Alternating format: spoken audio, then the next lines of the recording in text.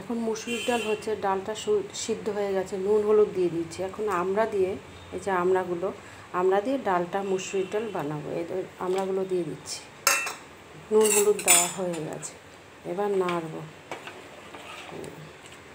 তারপরে সম্বার দেবো ডালে। এই যে আমি এবার ডাল দেখুন, ডালটা হয়ে গেছে, সিদ্ধ হয়ে গেছে আমরা দিয়ে। এবার হচ্ছে কড়াইটা বসাবো। কড়াইতে আগে তেল দিয়ে দিয়েছি, এবার ফোড়নটা দেবো। এবার ফোড়নটা দিয়ে দিচ্ছি। টক ডালে হচ্ছে সর্ষে ফোড়ন দেয়, কালো জিরা ফোড়ন দেয়, আর শুকনো লঙ্কা, এই যে ফোড়ন দিয়ে দিচ্ছি, এইগুলি ফোড়ন দেয়।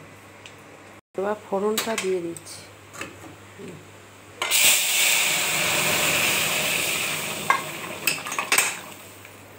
এবার গ্যাসটা বন্ধ করে দিচ্ছি, ডালটা হয়ে গেছে। এবার নামিয়ে দেবো।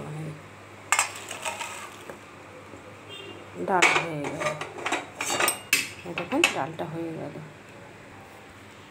আমাকে দেখুন ডালটা হয়ে গেল, ডালটা